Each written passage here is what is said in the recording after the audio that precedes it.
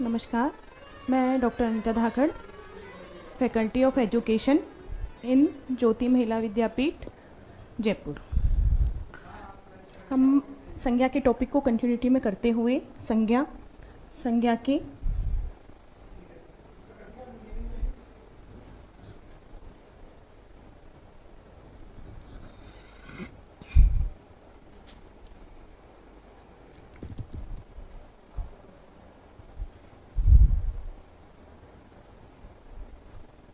संज्ञा हिंदी व्याकरण के संदर्भ में संज्ञा एक ऐसे शब्दों के रूप में परिभाषित किया गया है जो किसी व्यक्ति, वस्तु, स्थान, गुण, भाव या विचार का नाम बताता है।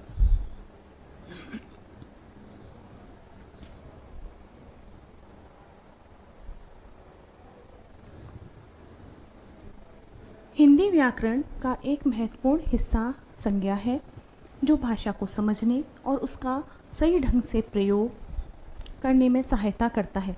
संज्ञा के माध्यम से हम किसी भी चीज़ को पहचान सकते हैं और उसके बारे में जानकारी प्राप्त कर सकते हैं। संज्ञा का सही प्रयोग भाषा को सुस्पष्ट और प्रभावी बनाता है।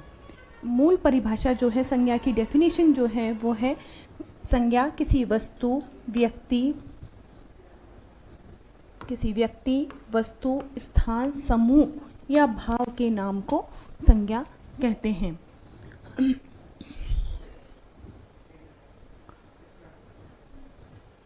संज्ञा के मैंने 3 प्रकार बताए थे। मुख्य रूप से 3 प्रकार हैं: व्यक्तिवाचक संज्ञा, जातिवाचक संज्ञा और भाववाचक संज्ञा। मुख्य रूप से हम इन 3 प्रकारों को पढ़ते हैं कि व्यक्तिवाचक संज्ञा, जैसे व्यक्ति का बोध करा रहा है, राम, सीता, लक्ष्मण, भरत, शत्रुघ्न, सीता, गीता, बबीता, जो भी है वो नाम जो आ रहा है उसमें व्यक्तिवाचक संज्ञा होगी। जातिवाचक संज्ञा, लड़का, लड़की, कुत्ता, बिल्ली, किताब, ये जाति कि उसकी जाति का बोध करा रहे हैं। सपोज कोई व्यक्ति है, मनुष्य है तो उसकी मनुष्य की जाति है। यदि कोई पशु है तो पशु उसकी जाति है। कुत्ता है तो उसकी एक जाति विशेष हो गई, कुत्ता है वो। नेक्स्ट 3rd है भाववाचक संज्ञा। भाववाचक संज्ञा, उसमें भाव का बोध होता है, जैसे सुंदरता, बुद्धिमानी, क्रोध, प्रेम, दुख। कोई दुख में करुण भाव में है, किसी में क्रोध उत्पन्न हो रहा है, किसी में प्रेम उत्पन्न हो रहा है। कोई बुद्धिमानी व्यक्ति है, कोई बहुत सुंदर है तो उसके भाव है। ये 3 जो मुख्य हैं, ये 3 अपन संज्ञा के भेद में पढ़ते हैं। समूह और द्रव्यवाचक संज्ञा भी संज्ञा के टाइप्स में आता है, पर इन्हें इतना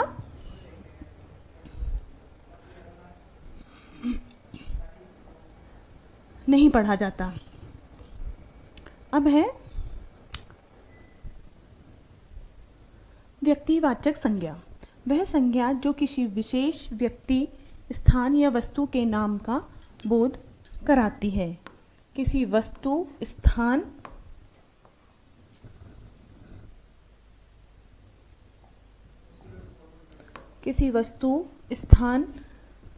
विशेष व्यक्ति का बोध कराती है, वो व्यक्तिवाचक संज्ञा कहलाती है।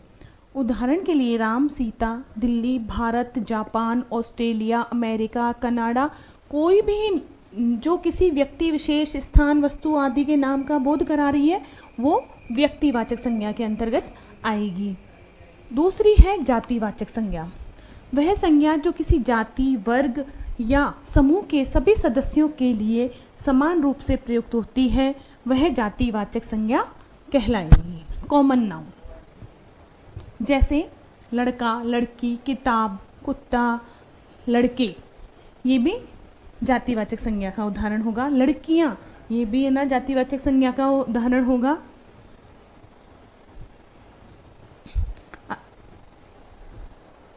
दूसरी है हमारी तीसरी भाववाचक संज्ञा। भाववाचक, अभी मैंने एब्स्ट्रैक्ट नाउन में समझाया कि वह संज्ञा जो किसी गुण, भाव या अवस्था का बोध कराती है। जैसे कोई बहुत सुंदर है, कोई बहुत क्रोधी है, कोई बहुत गुस्सेल स्वभाव का है, तो वो किस में आएगा? भाववाचक संज्ञा में आएगा। किसी शब्द को एक विशेष प्रकार की संज्ञा के रूप में वर्गीकृत करना उसके वाक्य में प्रयोग और संदर्भ पर निर्भर करता है। परिभाषाओं को रटने के स्थान पर हम समझें उसको कि उस शब्द में वाक्य में जो है वो शब्द वो क्या कहना चाह रहा है, तो उससे हमारी संज्ञा का पता चलता है। कभी एक ही शब्द संज्ञा के विभिन्न भेदों को दर्शा सकता है, जैसे कि परिवार। कभी कभी एक ही शब्द संज्ञा के विभिन्न भेदों को दर्शा सकता है कि सारे भेद, सपोज जातिवाचक, व्यक्तिवाचक और भाववाचक, वो सारे भेद आपको इसमें भी देखने को मिल सकते हैं। इसमें देखो समूहवाचक जो संज्ञा का मुख्य भेद नहीं है वो भी आ गया, क्योंकि परिवार एक कम्युनिटी है। छोटा परिवार, जो परिवार है वो छोटा समाज के रूप में है, तो समूहवाचक भी हो गया। और जातिवाचक भी हो गया कि एक परिवार विशेष का बोध करा रहा है कि उसका परिवार, राम का परिवार, मोहन का परिवार। तो ये परिवार जो है वो एक के उदाहरण के साथ साथ दो या दो से अधिक संज्ञा के प्रकारों का बोध कराता है। देश का प्रत्येक परिवार खुशहाल है।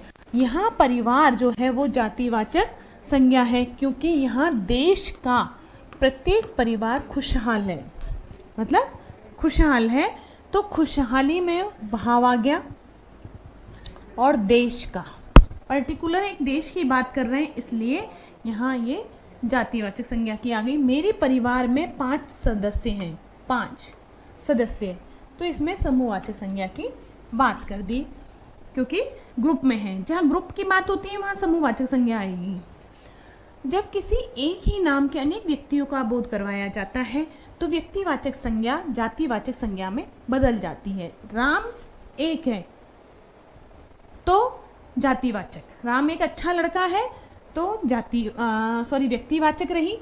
और राम, जैसे कक्षा में कई लड़के राम हो, कई बच्चों का नाम राम हो सकता है, पिंकी, चिंकी, निकिता, बबीता, कुछ भी नाम रिपीटेशन हो सकते हैं, एक के साथ साथ कई है ना नाम रिपीट हो जाते हैं। तो यदि अगर एक ही बच्चा है, राम एक अच्छा लड़का है कक्षा 8 का, कक्षा 10 का, तो ठीक है कि वो व्यक्तिवाचक संज्ञा हो गई। यदि वही कक्षा 8 में 4 राम हैं तो वो जातिवाचक संज्ञा बन जाता है। किसी भी शब्द की संज्ञा का सही निर्धारण करने के लिए वाक्य का संदर्भ और उसमें शब्दों की भूमिका को समझना जरूरी है कि संदर्भ वो क्या कहना चाह रहा है और उसकी भूमिका क्या है, इसको समझना जरूरी है।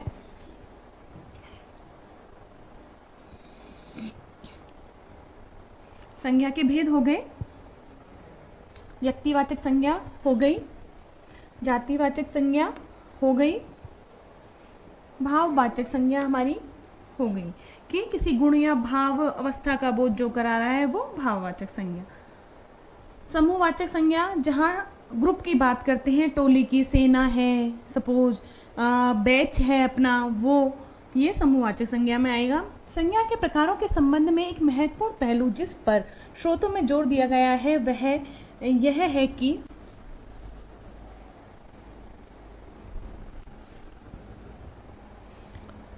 कि उनका निर्धारण वाक्य में उनके प्रयोग संदर्भ पर निर्भर करता है। केवल परिभाषाओं को हमें रटना नहीं है।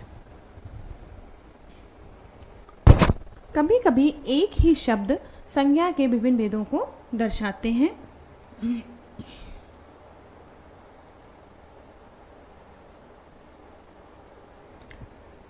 विभिन्न भेदों में संज्ञा का परिवर्तन।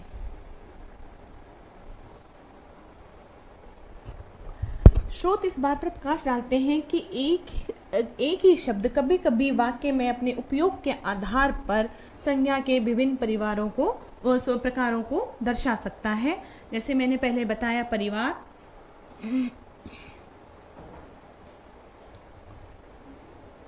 परिवार में जैसे मैंने बताया कि मेरे देश का प्रत्येक परिवार खुशहाल है। मेरे परिवार में 5 सदस्य हैं। सेकंड था हमारा व्यक्तिवाचक संज्ञा का जातिवाचक संज्ञा में परिवर्तन। व्यक्तिवाचक संज्ञा का जातिवाचक संज्ञा में परिवर्तन। एक विशेष रूप से महत्वपूर्ण बिंदु यह है कि व्यक्तिवाचक संज्ञा जो आमतौर पर किसी अद्वितीय इकाई को दर्शाती है, जातिवाचक संज्ञा में परिवर्तित हो सकती है जब इसका उपयोग एक ही नाम साझा करने वाले कई व्यक्तियों को संदर्भित करने के लिए किया जाता है। इससे व्यक्तियों का एक वर्ग विशेष बन जाता है। पहले बताया जैसे राम का यदि कक्षा में एक राम है या एक सीता है या एक बबीता है, एक निकिता है, तब तो ठीक है कि वो व्यक्तिवाचक संज्ञा कहलाएगी, लेकिन कई है तब वो जातिवाचक संज्ञा बन जाएगी।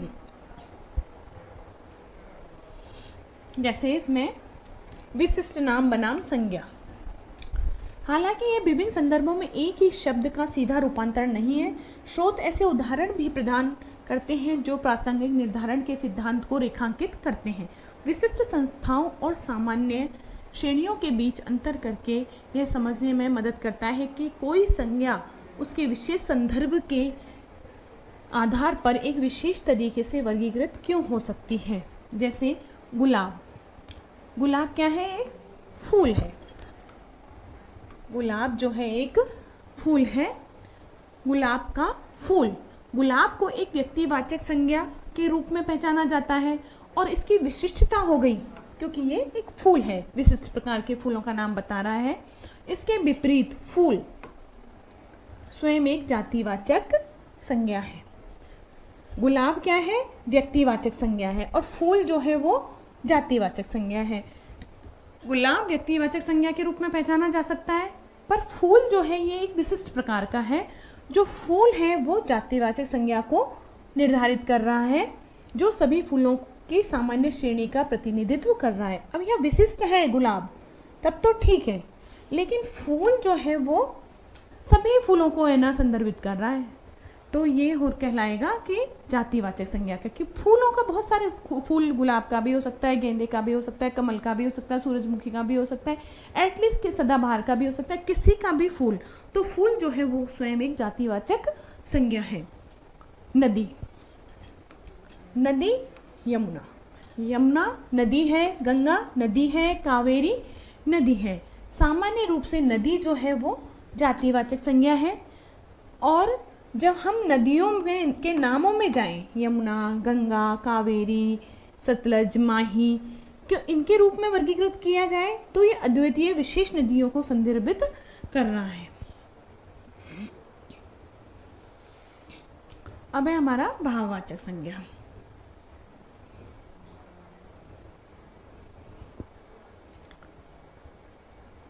ये गुण अवस्था को दर्शाती है, उसके विशेषता को दर्शाती है, जो इसमें भाव होता है उसको दर्शाती है। जैसे सुंदरता है, क्रोध है, प्रेम है, तो वो उसे दर्शाती है विशेषण से भाववाचक संज्ञा में। विशेषण जैसे कायर। कायर मतलब डरा हुआ व्यक्ति, जो डर गया। कायर अमूर्त संज्ञा कायरता में बदल जाता है। सफल, जो सक्सेस है व्यक्ति लाइफ में, तो वो अमूर्त संज्ञा सफलता में बदल जाता है। इधर कायर कायरता में, सफल सफलता में, सुंदर सुंदरता में। जातिवाचक संज्ञा से भाववाचक संज्ञा में परिवर्तन। जातिवाचक संज्ञा जाति, अमूर्त संज्ञा जातीयता में बदल जाती है। यहाँ कायर जो है वो एक जाति हो गई कि डरा हुआ व्यक्ति, वो उसकी विशेषता बता रहा है, तो जाति हो गई उसकी। सफल है वो कोई व्यक्ति, ठीक है। सुंदर है कोई व्यक्ति, तो उसकी जाति। अब ये तो सुंदर है और सुंदरता जो है वो भाव हो गया, तो वो किस में आ गया? जातिवाद। इधर ये जाति है और इधर ये भाव में परिवर्तन हो गया।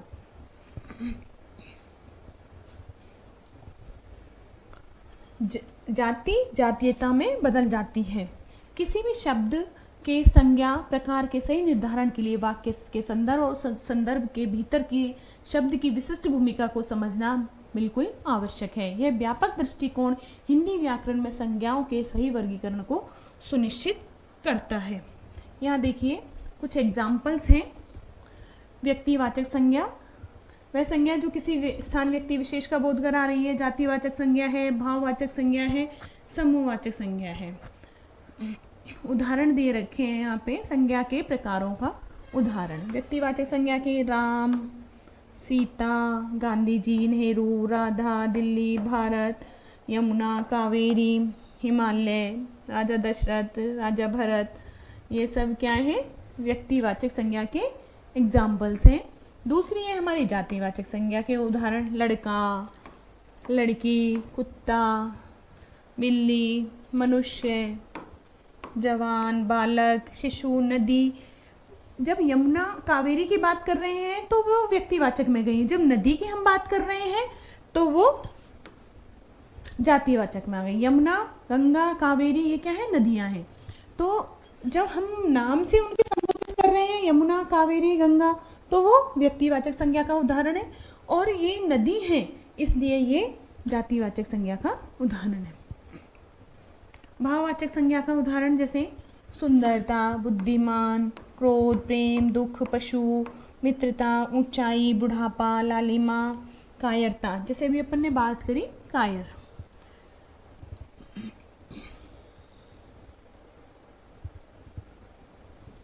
कायर, कायर उसकी जाति है, लेकिन कायरता जो है वो उसका भाव है, इसलिए कायर। सफल, सफल व्यक्ति है और सफलता उसकी भाव है, तो सफलता भाववाचक संज्ञा।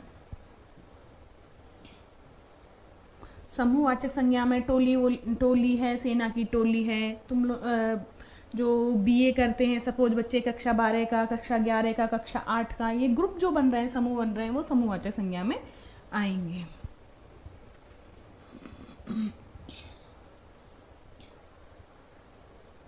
महत्व। हिंदी व्याकरण में संज्ञा का महत्वपूर्ण स्थान है क्योंकि ये भाषा का एक महत्वपूर्ण घटक है। इसके महत्व को कई प्रमुख पहलुओं में समझाया जा सकता है। पहचान और जानकारी के लिए मौलिक संज्ञा को एक ऐसे शब्द के रूप में परिभाषित किया गया है जो किसी व्यक्ति, वस्तु, स्थान, गुण, भाव, विचार का बोध कराए, स्पष्टता और प्रभावशीलता को बढ़ाता है। संज्ञा का सही प्रयोग भाषा को स्पष्ट, प्रभावी बनाता है एवं सुनिश्चित करता है कि संचार सटीक और अच्छी तरह से समझा गया हो। भाषा की समझ और उपयोग में सहायक।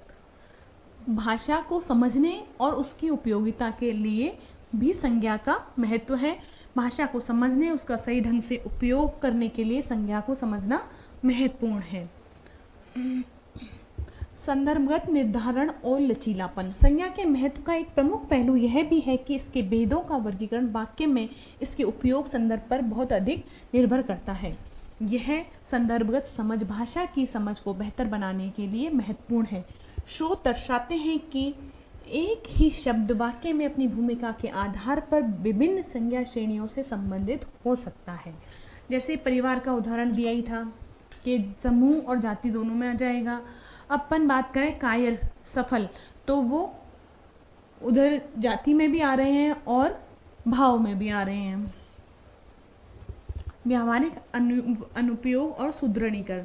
क्विज और वन लाइनर प्रश्नों का समावेश संज्ञा के व्यावहारिक महत्व को रेखांकित करता है। प्रश्न और एक शब्द के प्रश्न, इनका समावेश जो है संज्ञा के व्यावहारिक महत्व को रेखांकित करता है। यह अभ्यास समझ को बढ़ाने और संदर्भ के उपयोग के आधार पर सही संज्ञा का प्रकार का निर्धारण करने में सहायता करने में प्रयोग को सुदृढ़ बनाता है।